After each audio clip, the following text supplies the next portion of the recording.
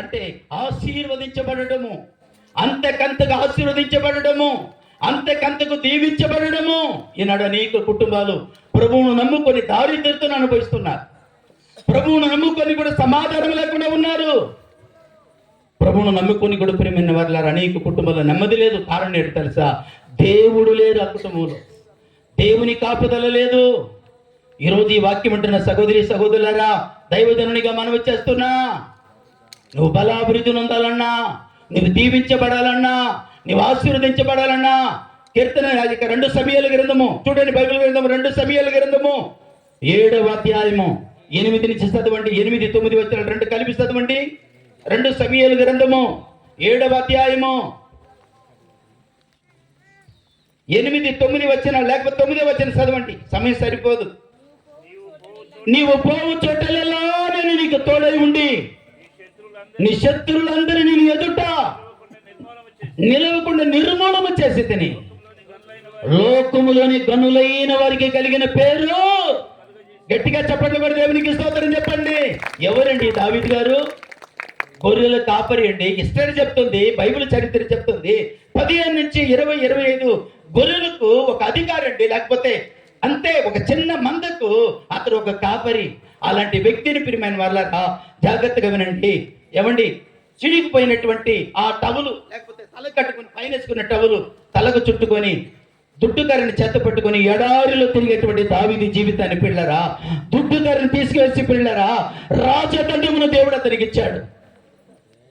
తలపాగా కట్టుకున్న పాత బట్టలను తీసివేసి రాజగిట్టి కిరీటమును ధరింపజేశాడు. పాచిపోయినటువంటి బట్టలు వేసుకొని తిరిగినటువంటి దావీదు జీవితంలో రాజవస్త్రమును ధరింపచేశాడు. దేవునికి స్తోత్రం కలుగును గాక. కారణం ఏంటో తెలుసా? గాఢంధకారపు లోయలలో నేను సంచరించను, ఏ అపాయమునకు నేను భయపడను, నీవు నాకు తోడై ఉందువు, నీ దుడ్డు కరయు నీ దండమును నన్ను ఆదరించను. కారణం ఏంటో తెలుసా? యెహోవా నా కాపరి. దేవుడు నీకు కాపరిగా ఉంటే, యేసుప్రభు యోహాను సువార్త 10వ అధ్యాయంలో ప్రభు అంటారు కదా, నేను గొర్రెలకు ఏం కాపరినండి? మంచి కాపరి. మంచి కాపరి గొర్రెల కొరకు ఏమిస్తాడు? తన ప్రాణం ఇస్తాడు. ఆమె మంచి కాపరి. దేవుని పిల్లలారా, దైవజనుడు అంటున్నాడు, నా కాపరి వైనందునా నాకు ధైర్యముగా ఉన్నది, నా సంపదవైనందునా నాకు సమృద్ధిగా ఉన్నది, ధైర్యము కోల్పోయినా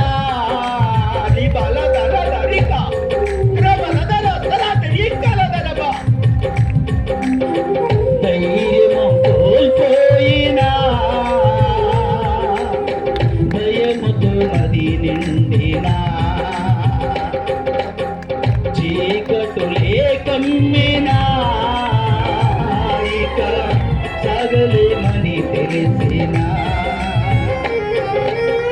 నా పెదవులను నడిపించినా నీ సామర్థ్యముకు తెలిపినా నా పితరులను నడిపించినా నీ పనే చూపించినా నాకు ధైర్యంగా ఉన్నది, ఎంతో నెమ్మదిగా ఉన్నది, నాకు ధైర్యంగా ఉన్నది,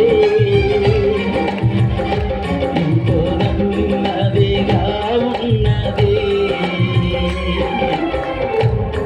నా కాపరి వైనందునా నాకు ధైర్యముగా ఉన్నది, నా సంపదవైనందునా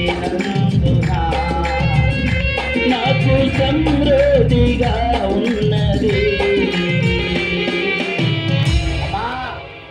కాపురి అయిన యేసయ్య మనకు తోడుగా ఉంటే మనం వేసే ప్రతి అడుగులు, యోబుని గురించి రాయబడిన మాట, నేను వేసే ప్రతి అడుగులు ఎక్కడ పడిందంటే యోబు గారి అడుగులు నేతిలో పడింది. చప్పట్ల పడి దేవునికి స్తోత్రం చెప్పండి.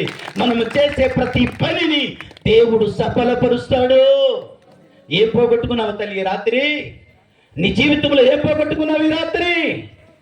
ఉజ్జియా రాజులాగా దేవుణ్ణి పిల్లరా నువ్వు ప్రేమిస్తే, దేవుణ్ణి నువ్వు యథార్థంగా నీతిగా ప్రభును వెంబడిస్తే ఏది పోగొట్టుకున్నావు ఈ రాత్రి? ఎన్నో సంవత్సరాల నుంచి సంతానం లేకుండా ఎదురు చూస్తున్న సహోదరి, ఎన్నో సంవత్సరాల నుంచి ఓ జీవితంలో ఆనందాన్ని సంతోషాన్ని పోగొట్టుకొని నిరాశలో నిస్పృహలో ఉన్న సహోదరుడా, ఈ రాత్రి నీ కుటుంబంలో ఒక నెమ్మదిని దేవుడు ఇవ్వడానికి మన మధ్యలో ఉన్నారు.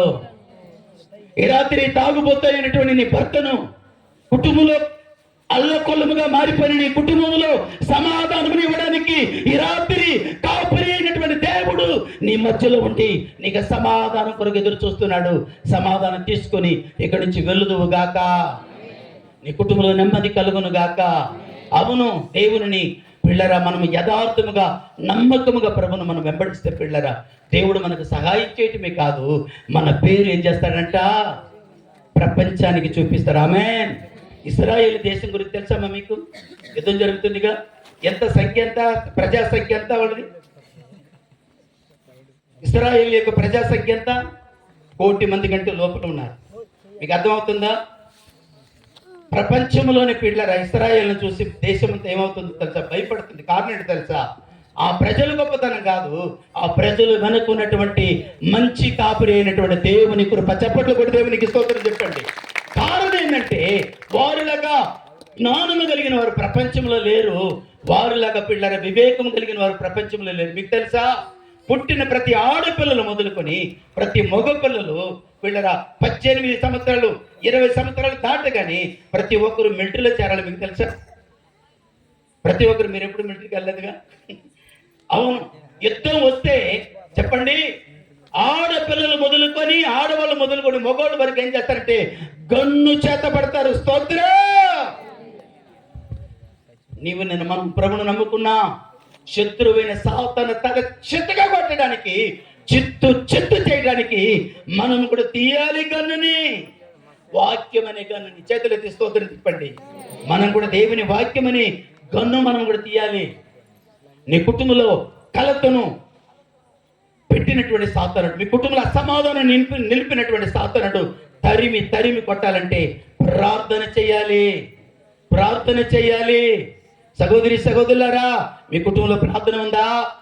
మీ కుటుంబంలో పిల్లరా, మీ కుటుంబంలో విజ్ఞాపన ఉందా? మీ కుటుంబంలో బలిపీఠం ఉందా? ఒకసారి ఆలోచించండి. ఉజ్జియా గారు అంట పిల్లరా అతని పేరంట, అతని కీర్తి అంట దేవుడు. చూడండి 15వ వచనం ఒకసారి చదవండి. 26 26వ అధ్యాయం 15వ వచనం.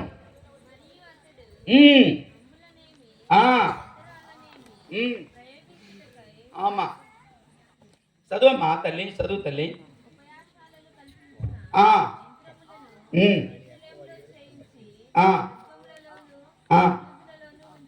ఉంచెను. అతడు జాగ్రత్తగా చూడండి, అతడు స్థిరపడు వరకు అతనికి ఆశ్చర్యకరమైన సహాయము కలిగను గనుక అతని పేరు దూరముగా వ్యాపించును. దేవునికి స్తోత్రం కలుగును గాక. నువ్వు ఎప్పుడైతే దేవుళ్ళు యథార్థంగా ఉంటావో, నువ్వు ఎప్పుడైతే దేవుళ్ళు నమ్మకంగా ఉంటావో, నీ పేరు, నీ పిల్లల కుటుంబంలో మీ పిల్లల పేరు ప్రపంచానికి చూపిస్తాడు మన దేవుడు. ఆమేన్. అందుకే యోహాను సువార్తలో మనకందరికి వాగ్దానం ఈ రాత్రి ఏంటో తెలుసా? యోహాను సువార్త 15వ అధ్యాయము 5వ వచనంలో, ఎవడు నా యందు నిలిచి ఉండునో నేను ఎవని యందు నిలిచి ఉంటానో వాడు బహుగా ఫలించును. నిలిచి ఉండు దేవుల్లో, స్థిరపడు దేవుల్లో, దేవుళ్ళు యథార్థముగా ఉండు దేవుల్లో. ఒక మాట నేను చెప్తున్నాను, ముగింపులో చెప్తున్నా. దేవుని పిల్లలారా, ఈరోజు ఇంకొక 10 నిమిషాలు మాత్రమే ఉంది. ఒక మాట జ్ఞాపకం చేస్తున్నాను. ఏదేంటో తెలుసా? అతని పేరంట దేవుడు దూరదేశమునకు అతని కీర్తిని దేవుడు వినిపింపచేశాడండి. కానీ నన్ను బాధ కలిగించింది, నన్ను చాలా కలతకు గురి చేసింది ఒక మాట అండి. 16వ వచనం కూడా చదవండి. 16వ వచనం, అతడు స్థిరపడిన